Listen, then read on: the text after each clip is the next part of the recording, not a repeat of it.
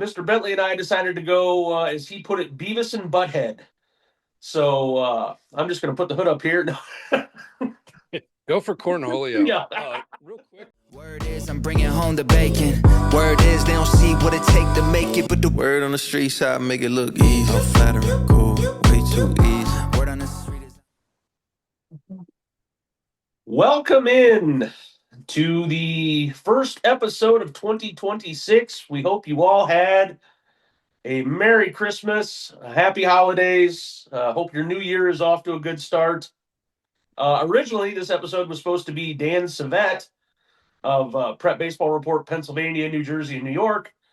Dan had a little schedule conflict. His son Mason, who is an outstanding ball player in the class of 2028, is a multi-sport athlete, three-sport athlete actually, and had a holiday basketball tournament, which he wasn't going to get home from anytime early. They played a lot of late games this week. So Mr. Bentley and I decided to pivot. We'll catch Dan down the road. Can't wait to have him on. I think he's one of the best follows on social media, especially if you're a up and coming ball player.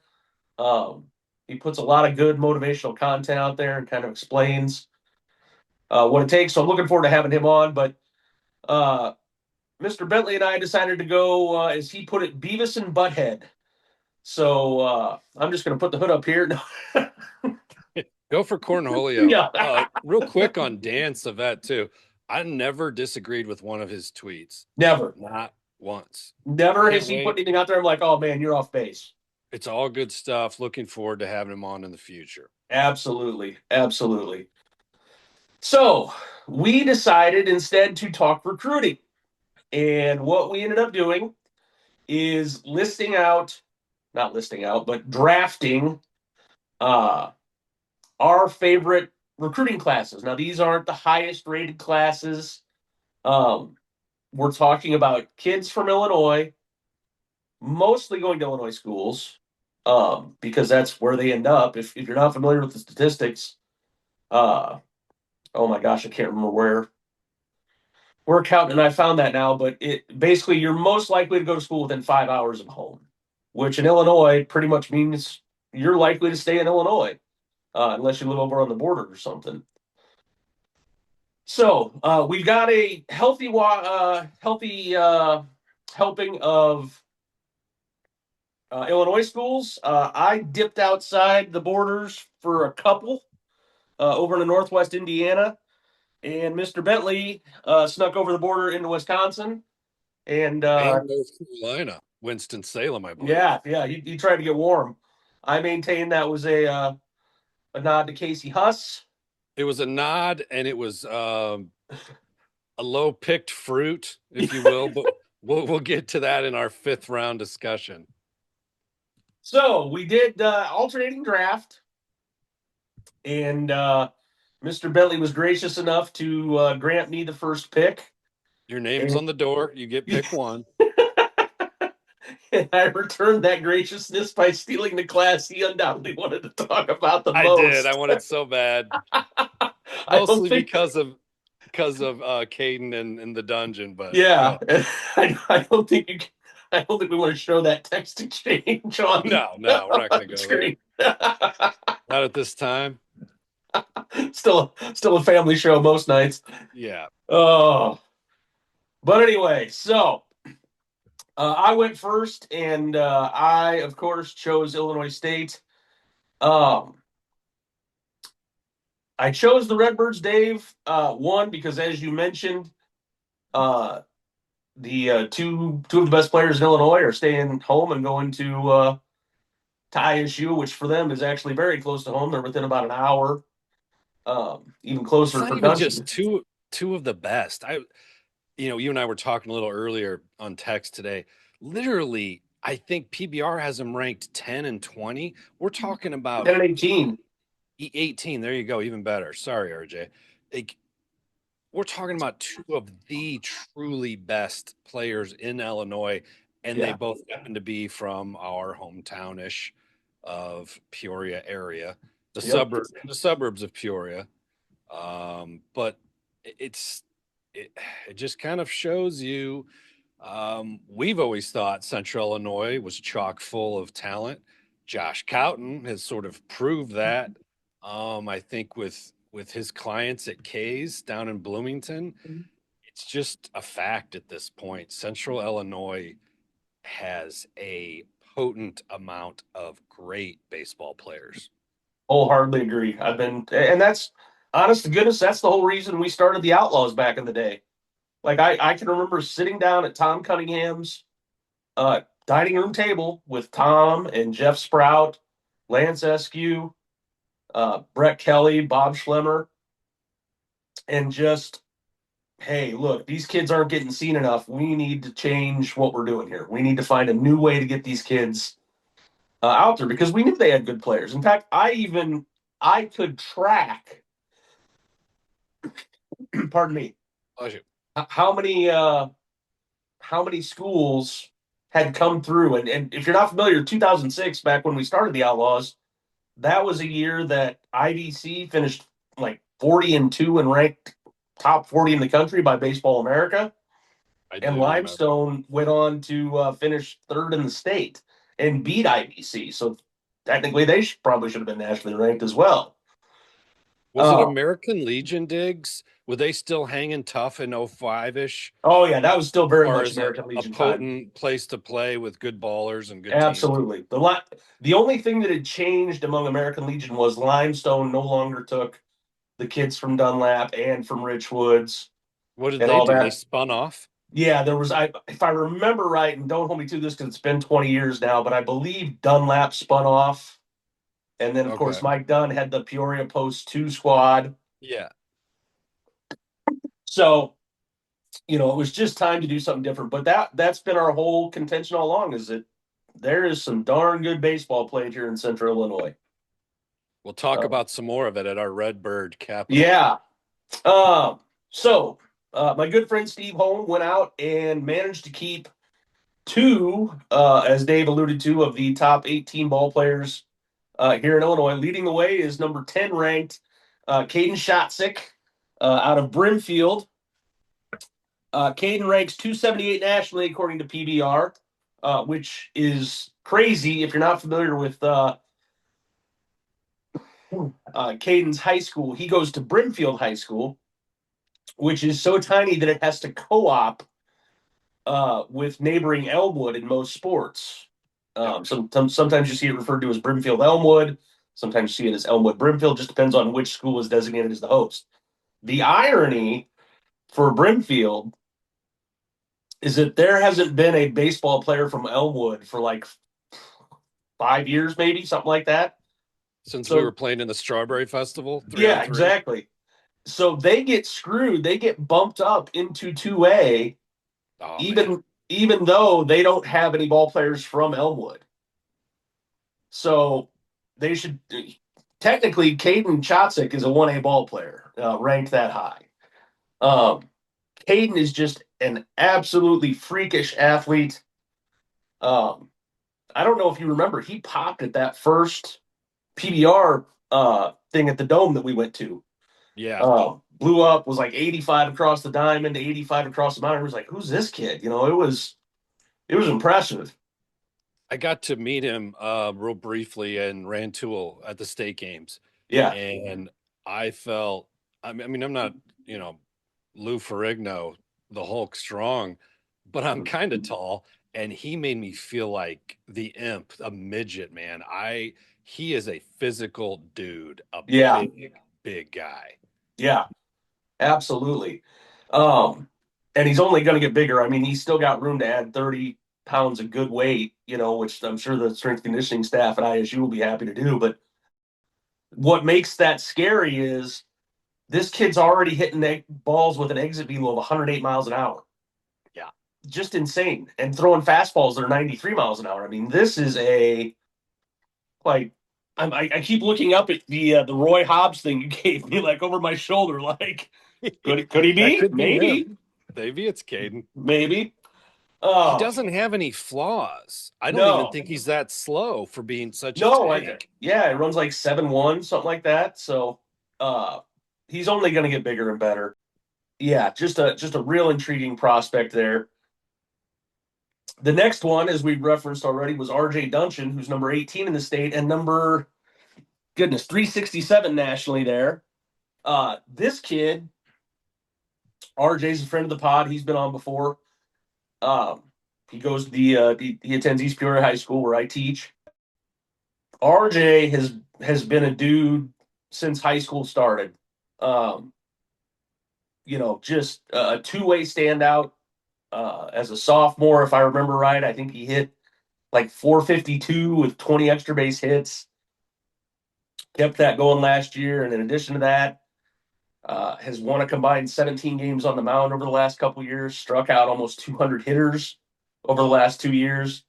Fastball's been up to 94. He can jump behind the plate and catch if you need him to, and rip off a 1-8 pop time.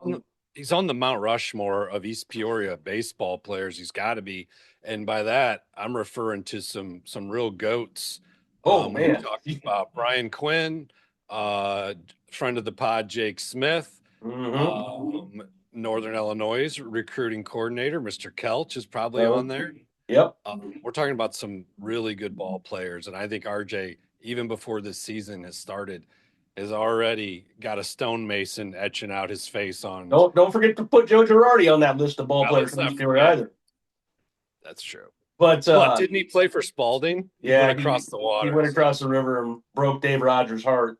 But I'll tell you what else. This recruiting class, just to go away from Illinois' class of 2026 for a while, or for a second, pardon me, is real interesting. Kind of an under-the-radar signing the Redbirds just made. They just got it done. They signed a young man, an outfielder / right-handed pitcher out of Triton College up in the suburbs there. Logan Fernandez' new home, I believe. Yes. This is probably who Logan is replacing. His name is Elliot Alisea. And the Redbirds staff saw him up to 95 in person on the mound, and the scouting community is starting to whisper that he's been up to 98. So that's a cannon that Steve Holm has landed. And also a reminder to you folks out there, especially you younger men, JUCO. Yeah, exactly. If it's a good fit for you, do not snub the JUCO option. Absolutely. Look, absolutely. We could do a whole episode on that, but yeah. And then this was the other one that blew my mind. I talked to Steve the other day, and I said, "What are you bringing in from outside the state?" And he goes, "Oh, I got a good one." He goes, "We landed the number 1 catcher in Missouri." I said, "Oh, nice, congrats." He goes, "Yeah, you know where his other 2 official visits were to? Texas and Oklahoma." So yeah, you told me that earlier. Missouri's legit, man. They got some players, not only west of St. Louis, but down in the middle of nowhere. If you guys who watch the Ozark show, down there in the valleys, they play some ball in that state. Absolutely. So it's going to be interesting to see what the Redbirds do the next couple of years. This is the second year in a row that Holm has managed to land some Central Illinois talent. RJ and Caden are going to join 2 players who were top 20 players in last year's class. Luke Teschke of Monticello and Henry Brummel of Pontiac. Brummel's been up to 96. I think Teschke's been up to 94.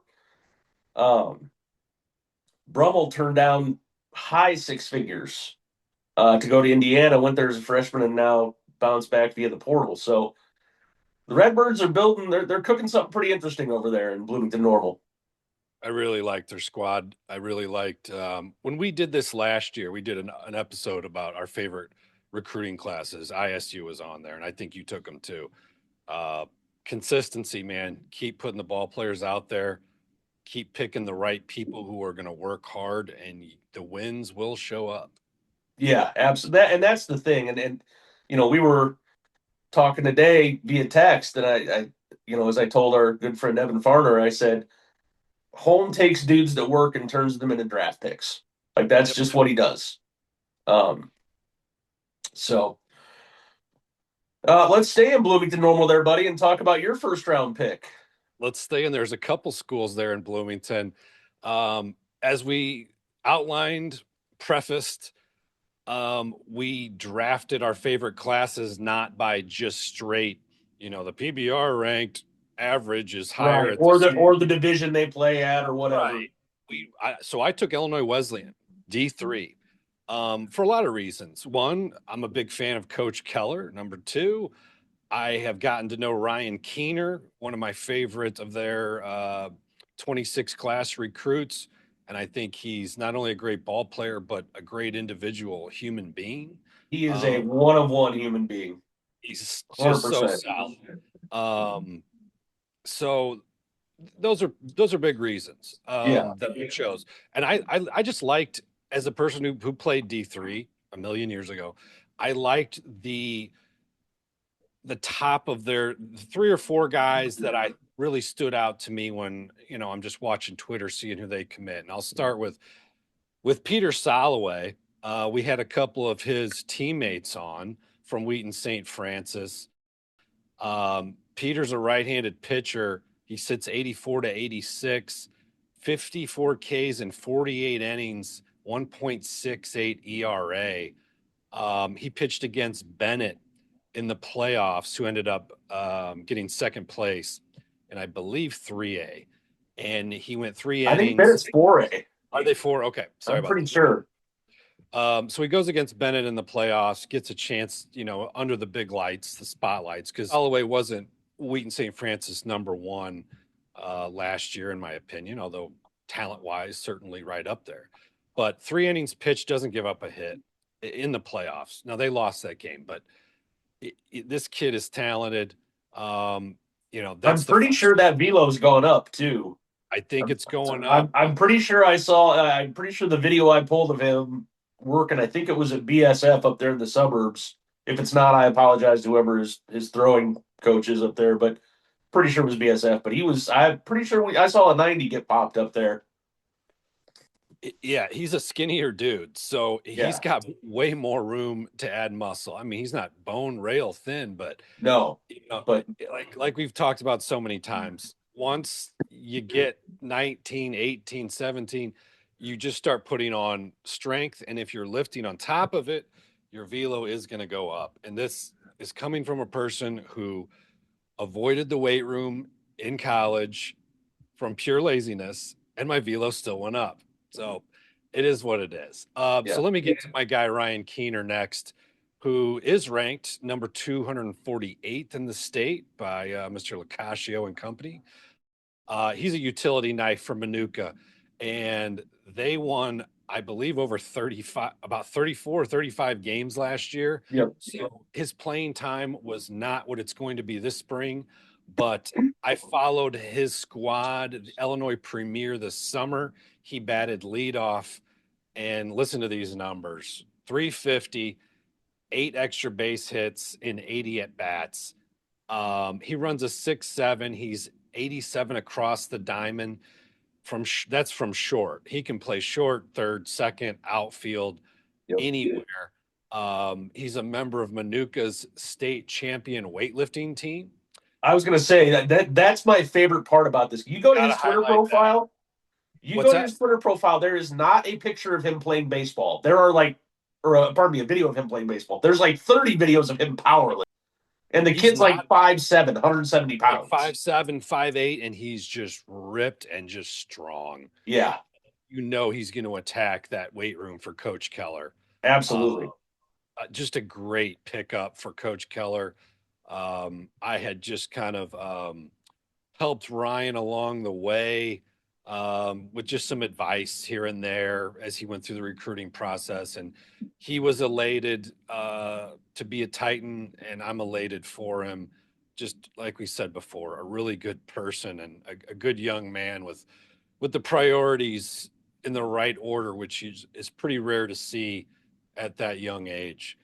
Now, switching height, the next person I really like that Coach Keller grabbed was 6'5" first baseman Connor McCabe out of Lincoln West Central, who runs a 6'9" at that height, hit 407 last year with 6 doubles, 2 bombs. And keep in mind, that's in the Southwest Suburban Conference against Lockport, all the Lincoln Ways, Andrew High.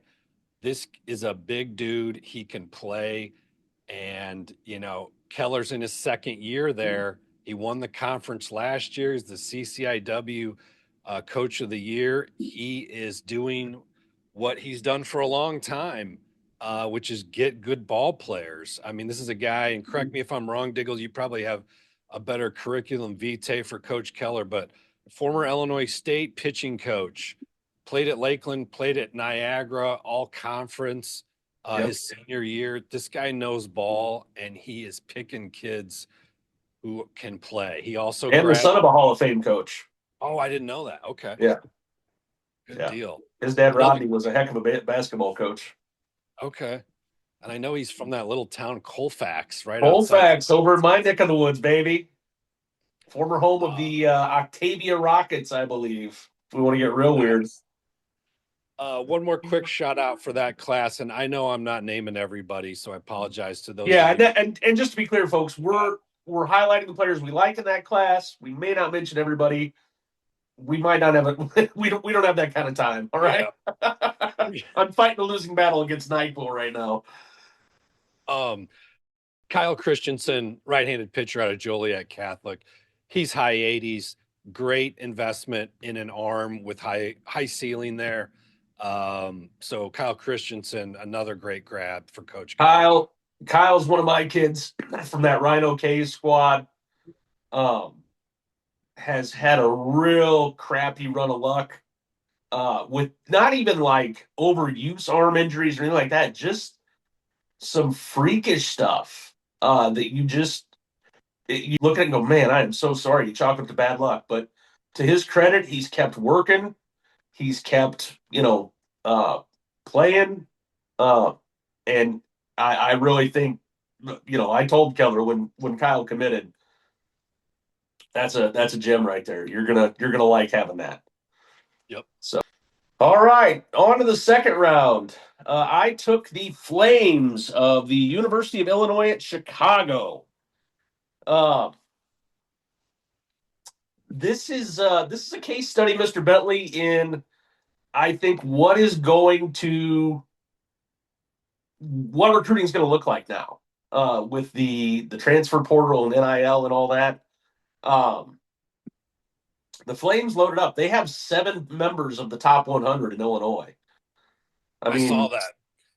That's insane. Them and John Logan. Yeah.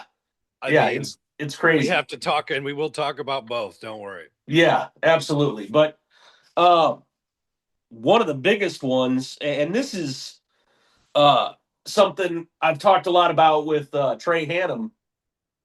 Trey and I Trey played for us at ICC and has turned into one of the best hitting coaches. But Trey mentioned something, I don't know, this was probably 2-3 months ago. He goes, I kind of feel like the Valley is about to turn into the old school Valley where, it had Wichita State and Creighton and later Dallas Baptist. And like there were Missouri State. Like there were threats every year to go to the College World Series out of the Valley. And like right now they're landing talent that is going to start doing that again. I mean, heck, look at Murray State. Murray State was already in the CWS last year. The first World Series of college that I ever watched was 89 when Wichita State took it. Yep, absolutely. So this is if these Valley schools play it smart, it looks like a lot of them are. We're going to talk about a few of them here today. This could be a real exciting time for the Missouri Valley Conference again. But speaking of UIC, they hit a home run right out of the gate, landed the 5th-ranked player in the state, Dominic Bautista, straight out of Oswego East. Dom can play a little bit of everything. Gonna guess he probably profiles better in the outfield in the end. Ranked number 135 nationally, which is just insane. Get drafted and most likely will. Maybe. It'll be late if it does. I hesitate to say that just because even before the new rules and the reduction in rounds went into place, it was a crapshoot as to whether or not you could. Plus, look what happened sort of with Mr. Bauer, where I believe it was, and I'm sort of just taking gossip here, but I believe his agent told MLB teams he's going to go to college, so here's a little heads up. Here's a tip. Don't draft him. He's going to play at Mississippi State. Yeah. Well, 800,000 will do that for you. Yeah. I mean, I don't know. I would love to know. I would love to know how far money like that goes in Starkville, Mississippi. Like, it's got to be insane. But anyway, we digress. Mr. Bautista. Mr. Bautista's 6'5" runner. 100 mile an hour plus exit velos, 94 from the outfield. This kid can just flat out play. He is going to be an impact guy in the Valley, much in the same vein as Shotzik and Duncan will be at ISU. The one that I think they got an absolute steal in is Max Heineman. And full disclosure, Max played for the Rhino K squad that I'm affiliated with. Max is an outstanding kid. I love him to death. But he is one of those kids that is a prime example of what happened when the NCAA went willy-nilly on these recruiting rules and just started implementing them on like a month's notice. This is a kid who, when he came through, we really thought he was a bona fide Power 4 recruit. Potentially even a SEC, ACC type recruit as a hitter. And unfortunately, when the NCAA implemented these rules, Max got hung out to dry. And we tried to find him a home. Talking with schools like Notre Dame, Florida State, Duke, all these different places. And unfortunately, it just didn't work out because they hadn't seen him yet. They hadn't really, this was happening when they were all freshmen. And so Max, to his credit, shook it off like a champ and is still one of the best bats, I believe, in the country. If you asked me to, hey, we're going to take a hitter from every class that consistently, and figure out who's the best on the barrel, not who hits it the furthest, not who, can pull the ball best or whatever, or put it wherever they want, but just whoever's on the barrel can just hit whatever's thrown at him. I'm taking Max Heineman. He's really worked on his defense. He's took the constructive criticism that guys like Adam McGinnis and Todd Mitchell and Josh Cowton have given him, and really, really become a well-rounded ball player. Has really improved his defense, has improved his arm strength. I watched him rip it out of the crouch, 84 miles an hour. So I really think the Flames got a steal there, and this it brings me to another point, Dave. Looking at this, the players that we have both decided to talk about, there are kids like down in the 70s on the PBR list that I think in prior years, maybe the 20 teens or the 2000s, would have potentially been like top 20 ball players. Like, it's crazy. Like, we're going to talk about a couple guys a little bit later that are down in like the 60s and 70s, and it's just like, oh my God, like, 10, 15 years ago, that kid's a top 20 ball player. So, a couple other ones I want to mention there. Frank Costabile. I think that's how I'm saying it, from Stevenson. Number 27 in the ranks. This kid is just tools. 103, 104 mile an hour exit velos, 99 miles an hour from the outfield. That's the only time I've ever seen an arm that close. The only other player I've seen do that is Zach Jacobs, who was from Peoria Heights and played for us at ICC and then at the University of Indianapolis, and was clocked at 101 from the outfield in the Detroit Tigers workout. But that's unheard of outfield velocity. I mean, that is ungodly. That's cutting it loose. Yeah, absolutely.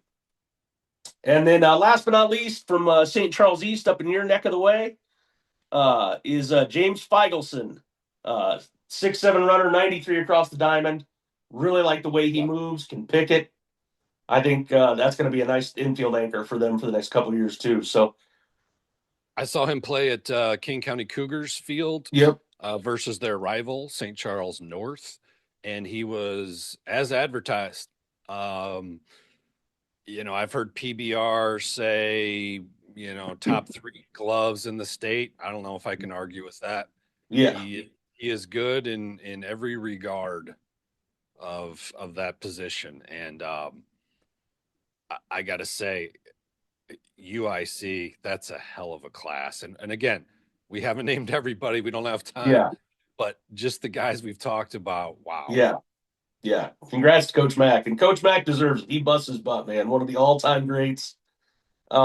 Just in terms of the baseball community, will talk baseball with anybody. Will answer your call. Just an outstanding human being. So thrilled that he's landed this, and shout out to Mitch Mormon, Julius McDougall, all those guys who helped bring that in. Just a well done by all of them. Absolutely. Am I up with my second pick? You're up, brother. Let's go to the Illini. We're going to go down south. Love it. Chambana, Illinois.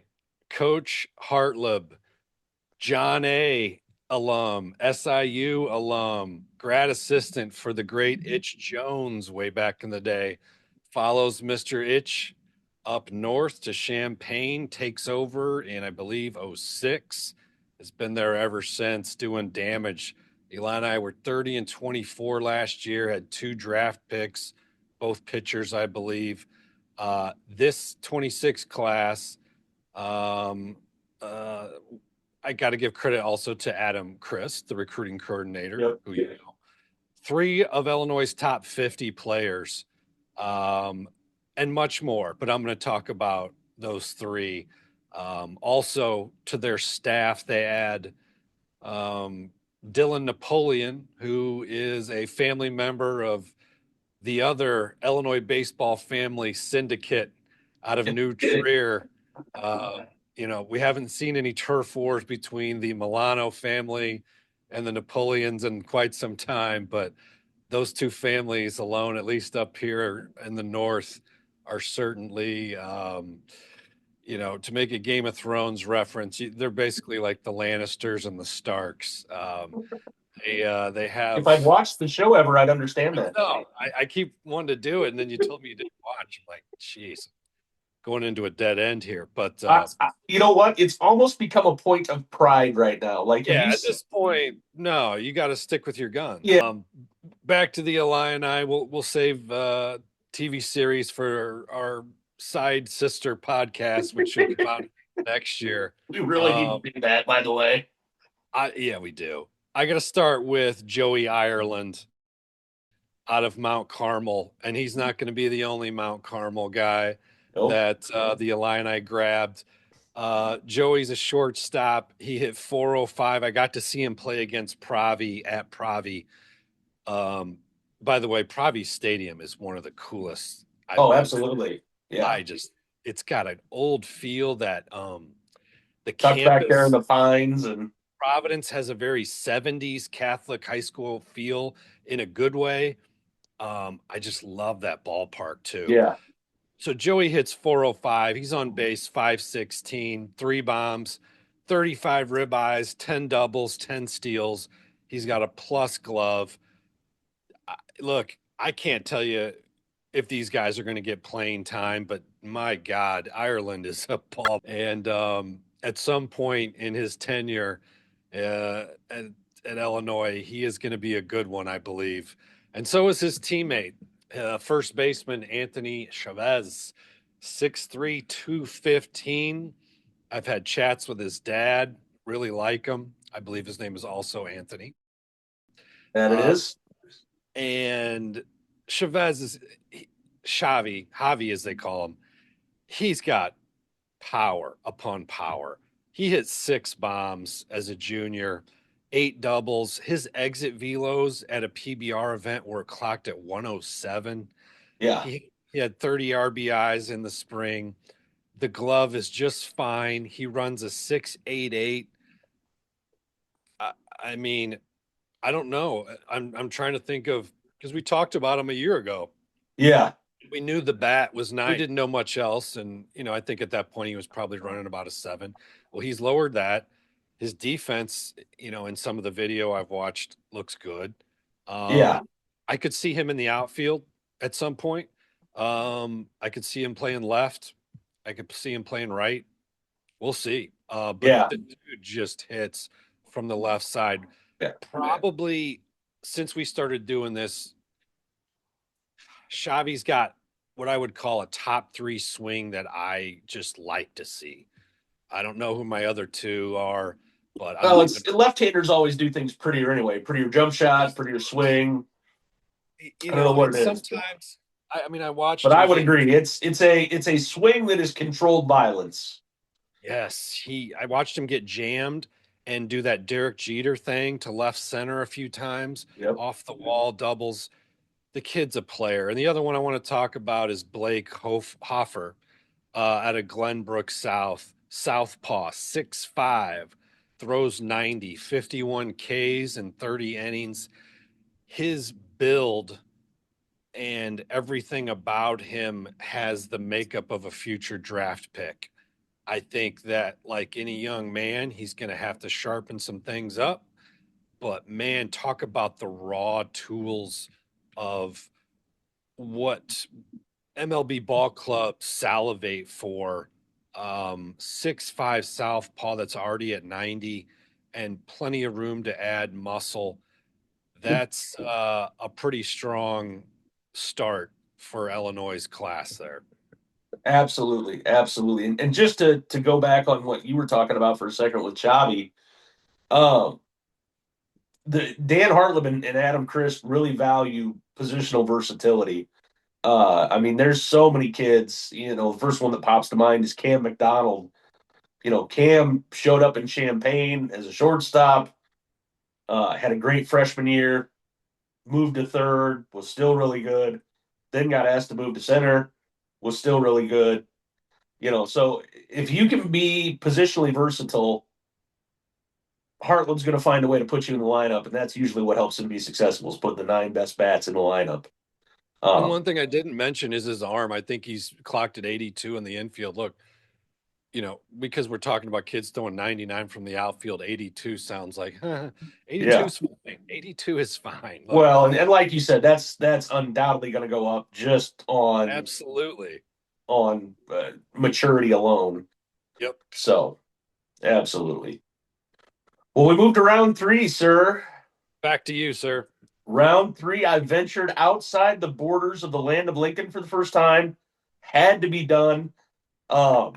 Because this little private school in Indiana snuck into Illinois and took 3 of my absolute favorite players in this class. Valparaiso is a, little private Catholic school there in Northwest Indiana. Fun fact, my grandfather, Robert Grieve, was a former poli-sci lecturer there. But, the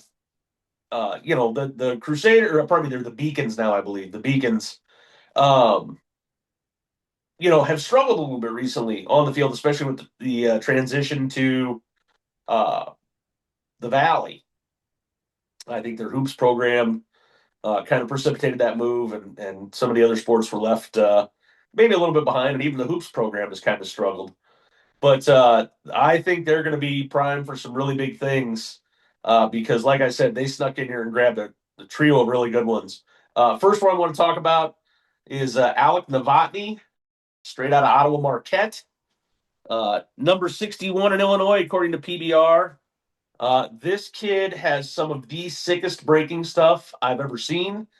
It reminds me of a kid that I had at ICC way back in the before times, back in like 2012, 2013. From Jake Light, or a kid named Jake Light from Limestone. I'll never forget the first time Jake threw his curveball in an inter squad during the fall.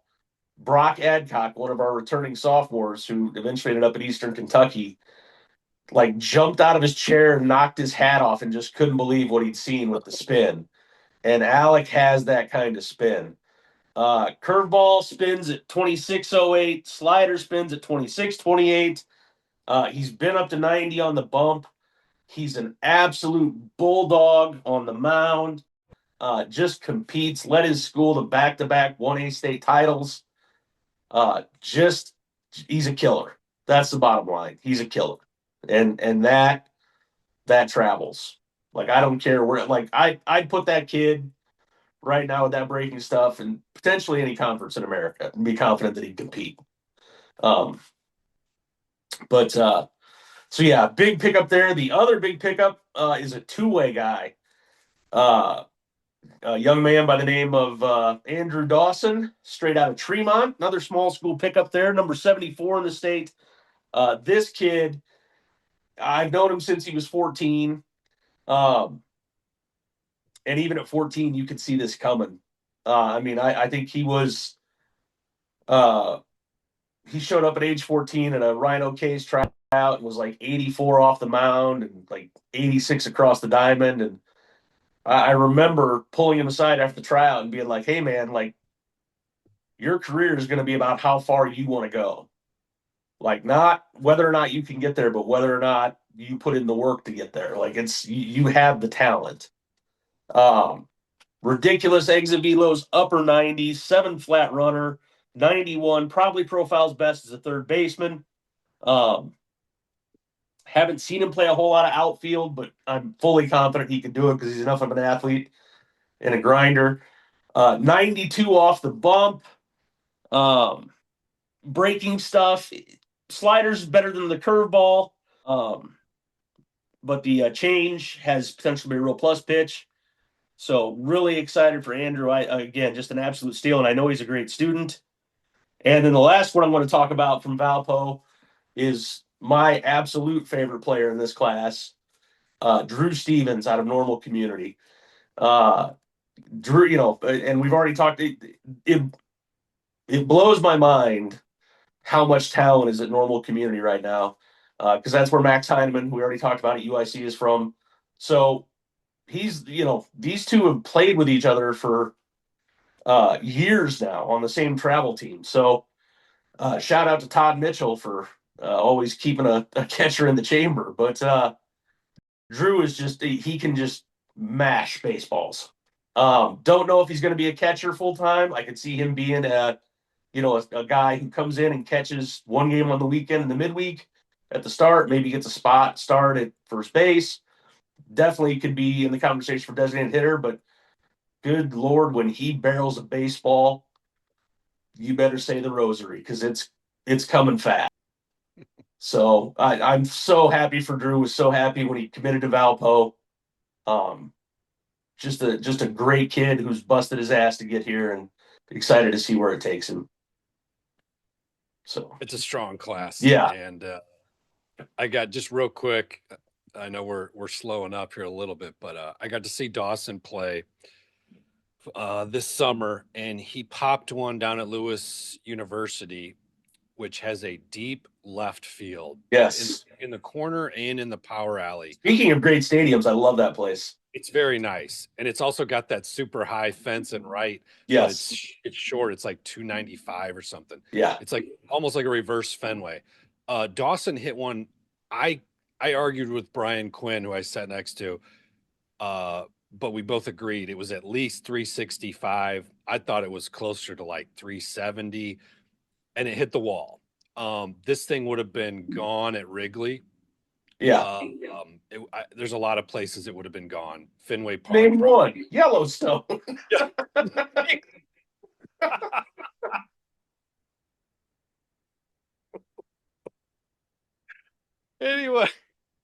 Anyway, the kid is a player. He looked at the game I watched. He looked like he was the best player on the field, and he just stuck out like a sore thumb.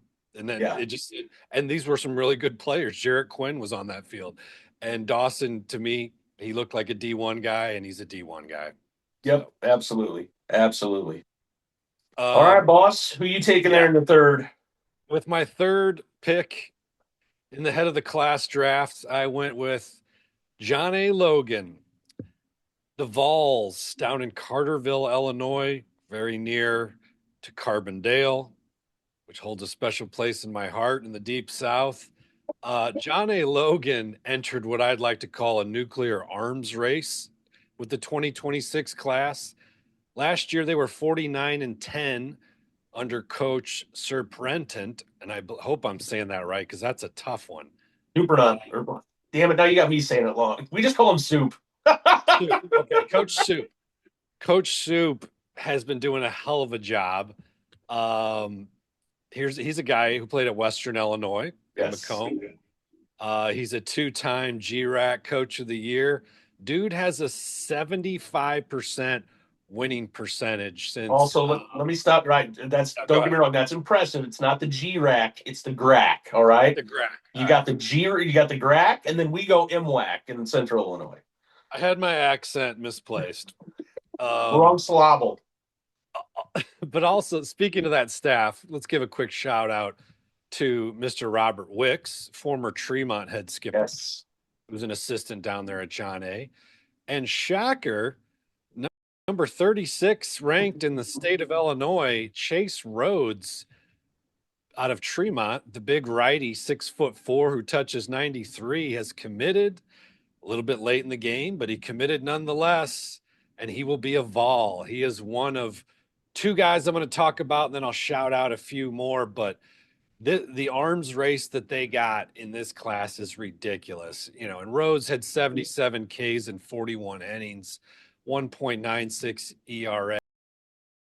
The other guy I wanted to mention was Southpaw Braden McKendrick out of Brother Rice. He's ranked 77. He was an IHSA and PBR All-State guy. He's 90-91 with the Cheddar. Real athlete, runs a 6.8.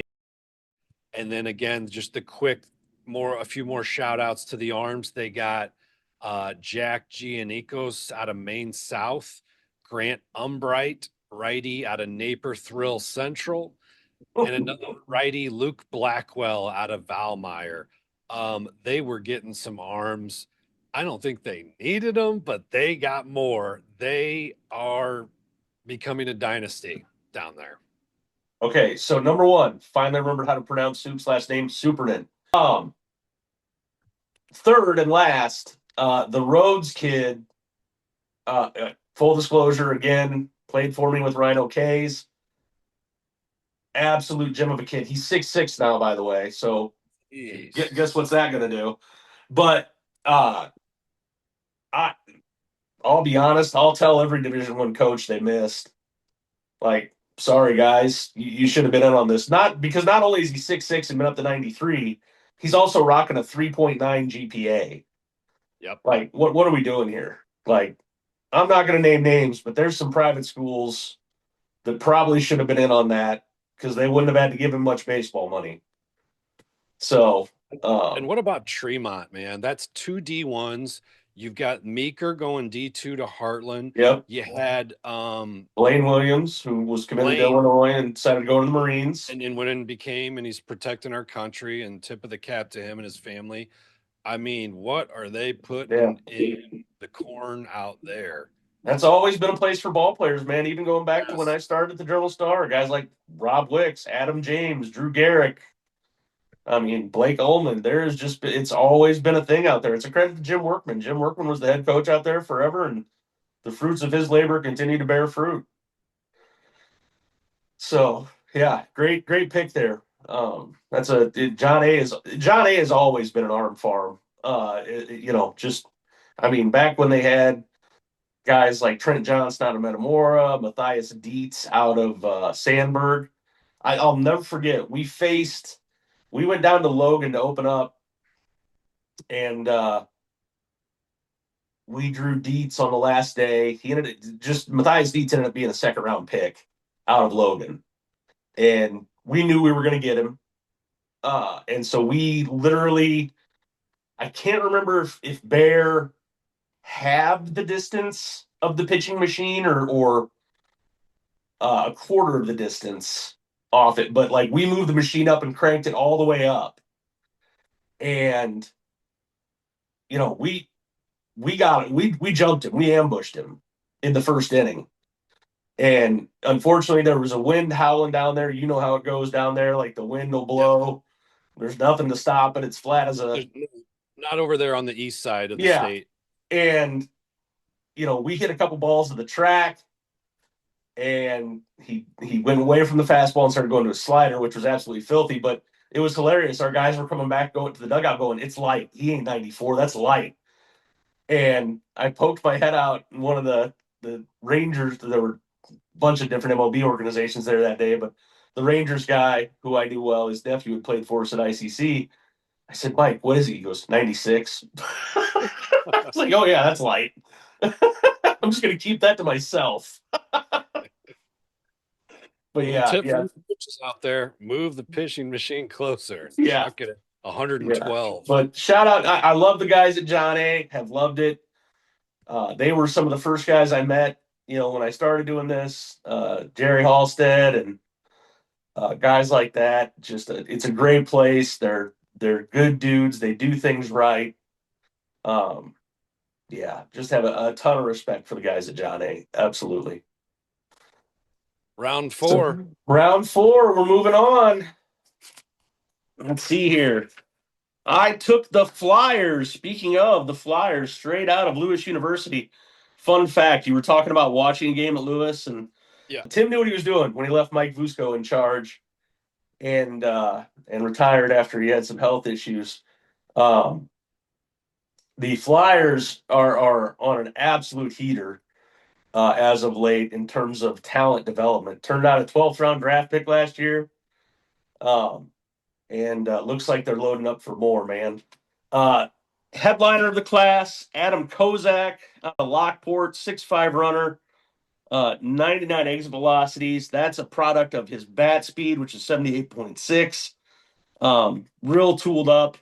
The arm strength, not great, but again, just as guys mature, they're going to throw harder. Here we go again with Mount Carmel, Jake Matisse.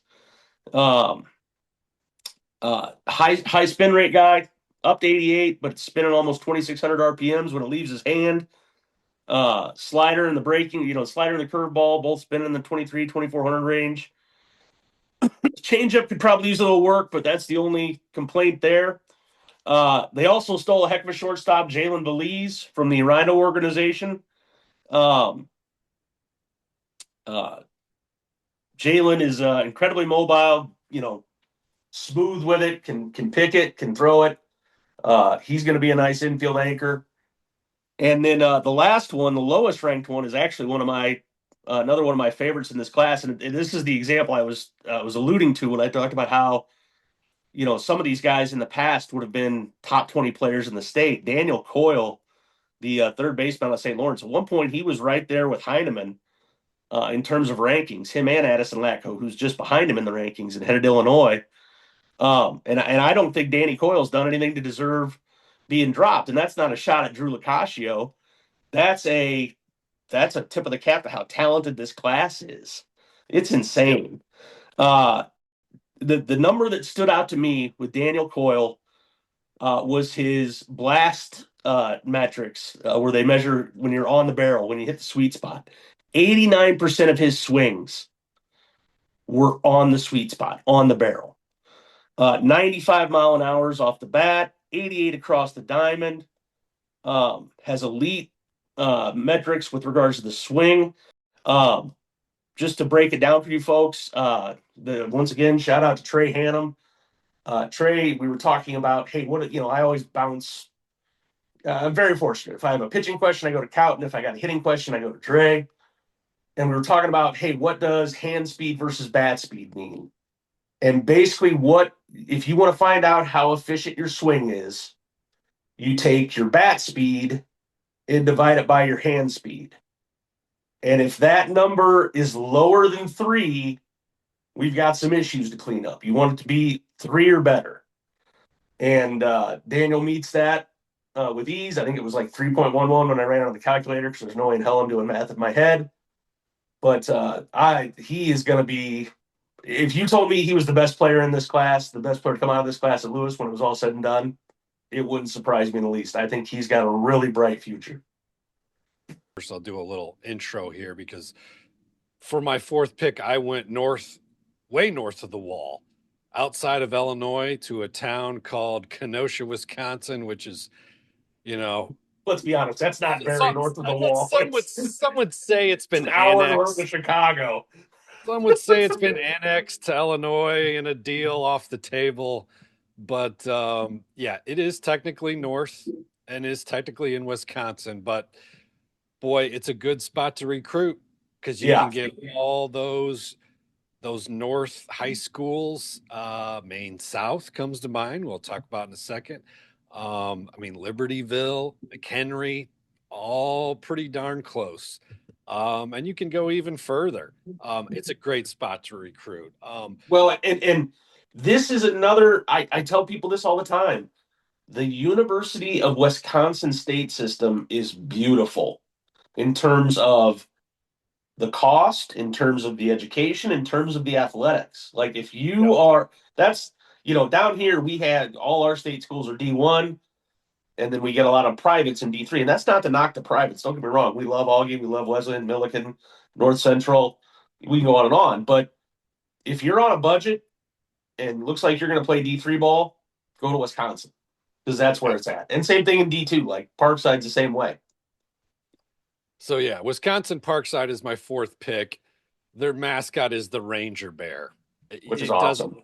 It just doesn't get a whole lot better than that. Last year, 30 wins, 21 losses. They play in the Great Lakes Conference.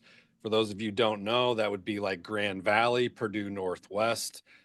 Skipper Charbonneau is at the helm. He's going into Charbonneau, thank you. His fourth year in his tenure there. He was at Milwaukee Area Tech for a while. He currently coaches in the North Woods League for the Fond du Lac Duck Spiders, I believe. Fond du Lac Duck Spider, yep. There you go. I'll tell you what, Zach has done a heck of a job there. That was the Rangers were, to put it in Smokey the Bear terms, before Zach got there, the Rangers were a bit of a dumpster fire before he arrived. Everything I looked up in my research said that they were having rough times. So tip of the cap to Skip there for pulling things together. First guy I'll talk about is ranked 73. As you talked about earlier, some of these kids in the 70s, I looked at this kid's numbers and said, my God. Nathan Serra out of Maine South, a utility knife, runs a 6'6". He's 85 across the infield. 4 bombs, 10 doubles, 24 runs, and 24 RBIs. He hit 3 bombs in one game against Deerfield. Who knows what his ceiling is? Yeah. But I think it's a great get, and his parents will have a short commute to go see games.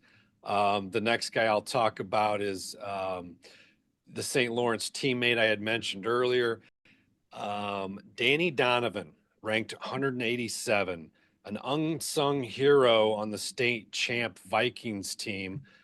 Congrats to them again, their first title ever.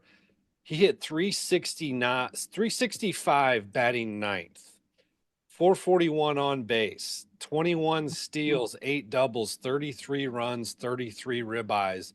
Let this be a lesson to you young men. And by young men, I'm talking to my oldest son. If you happen to bat deep in the lineup of a good team, who cares? Yeah. Put your ego aside and grind and ball out like Danny Donovan did for the St. Lawrence Vikings. Yep. Because I don't know, is he gonna move to the top of that order this year, do you think? We talking about Danny Donovan or my We've got a couple years till we talk Gab, though. All right, come on now.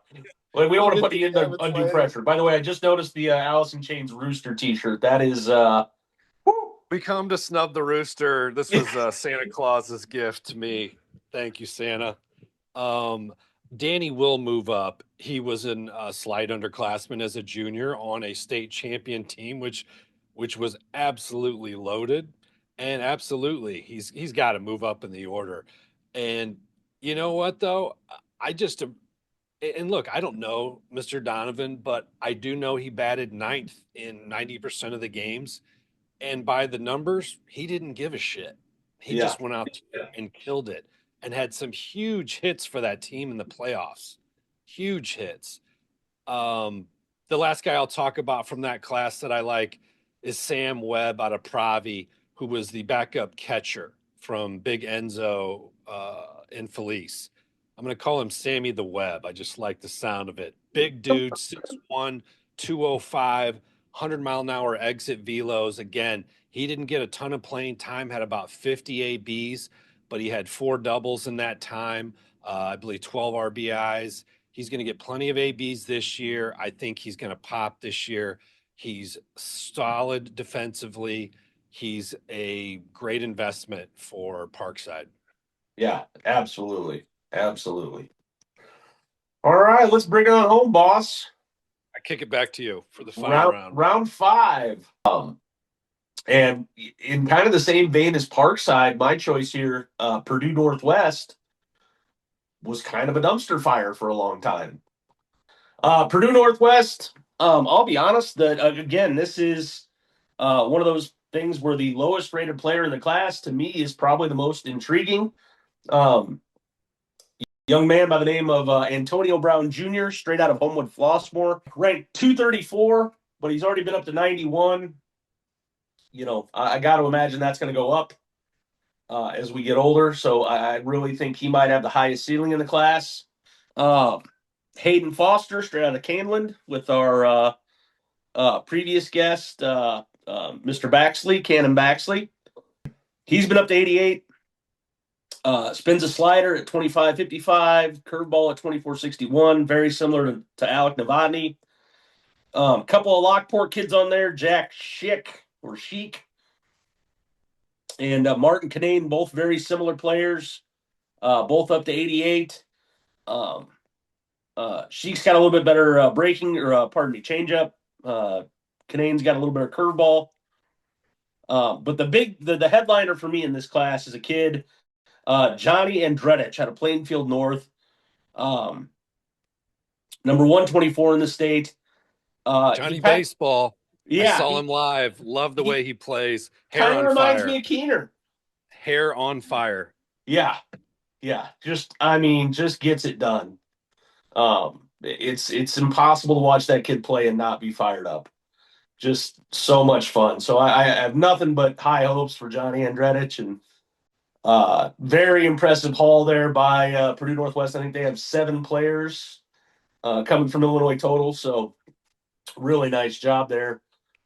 And perhaps a harbinger. Maybe Northwest Indiana is going to start stealing all the nice things from Illinois if the Bears go over there too. Yeah. So don't scare me. I'm pretending that story isn't real, just to get me through the winter. Nobody wants to drive through Gary to go to a Bears game. Relax. It's all a negotiation tactic. Everybody thought the White Sox were headed for St. Petersburg until they built the cell. Yeah, we'll see. Although they got Jarrett Kelnick, so that was a big signing for them this week. Who knows? Yeah. I used to love the Sox in the 80s and 90s. But for another day, the final pick of the draft, low-hanging fruit, people. But you know what? Here at Diggle's Diamonds, we do like to pick out diamonds in the rough and talk about them a lot, which is the same reason I chose Illinois Wesleyan, a Division III school, with my first pick. But sometimes you've got to put the spotlight on the big dogs. And by big dogs, I mean Ethan Bass and TJ McClellan. Wake Forest is my final pick. ACC, you might have heard of the conference. Coach Tom Walter poaching the number 2 and number 3 players in Illinois' 2026 class. Ethan Bass is ranked 24 nationally. He will be drafted. Who knows what he'll do? I would assume the NIL amount to be a Demon Deacon will decide that. Ethan Bass, shortstop, also righty pitcher, had an okay year. 9 homers, 22 steals, hit 402 on base over 500% of the time. 50% of the time, over 500. 10 doubles, 43 runs, 37 ribeyes. Glenbrook North, one of the best players probably to come out of this state in a while.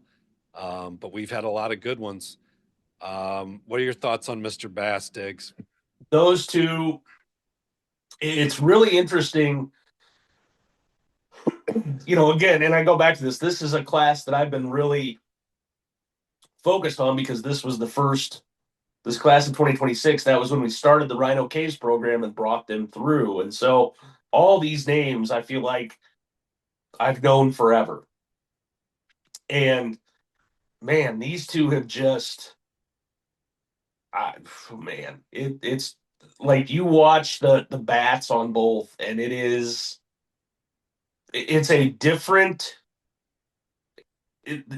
They're not overly big. They're not that hulking 6'5", 230 Frank Thomas like build. It's 6'1", 180, and just mashing baseballs. You watch Bass take BP down in Miami at the PBR All-American game. It's insane for sure. It's a high academic school too. Yes. Let me finish out Mr. TJ McClellan's numbers since I took the time. He's third base for Mount Carmel, the Caravan. Yes, I've talked about 3 of their players today. I think we've talked about like 9 total. Yeah, congrats, Coach Hurry, who does a great job. Coach Hurry, man, never fails. TJ hit 360. He was on base 500. 4 triples, 2 homers, 9 doubles, 14 steals, 33 runs, 26 ribeyes.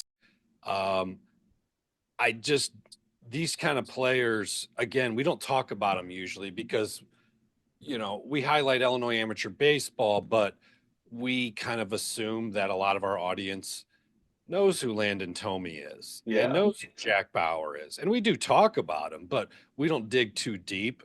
We try to go a little bit lower, but boy, I just felt like with Wake taking 2 of the top 3 guys, I got to give some love there. Yeah, absolutely. That was a great call by you. So that's kind of similar to us talking about Cincinnati last year with them taking Enzo and some of the guys, they snuck over here again this year and took Gavin Michaels and all that. So I saw some of Enzo's swings online in fall ball for the Bearcats. He can hit the ball hard. Enzo and Felice out of Pravi. Yeah. I don't know what position he'll play. He might bounce around, like you said. The versatility, especially with a 34-man roster max, is so important now. Yes. Two ways like RJ Duncan and Caden, who you talked about at ISU. The fact that they're 2 ways, it's going to help. 34 max, that's all you can carry now. Yep. I wholeheartedly agree. So that concludes today's draft. And get better, Diggs. I know you're under the weather. Happy New Year. I'm sure this will come out like the 3rd or 4th, but the 6th. Okay, there we go. We're recording here on New Year's Day, and Alabama just got pounded by the Hoosiers in an embarrassing fashion.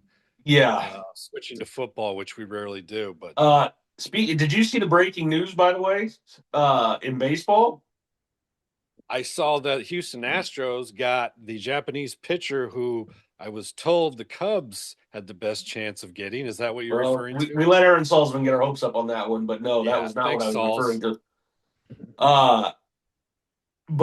No, Jeremy Sheetinger leaving Georgia Gwinnett to take a position with the Washington Nationals as their coordinator of their minor league facility down in Florida.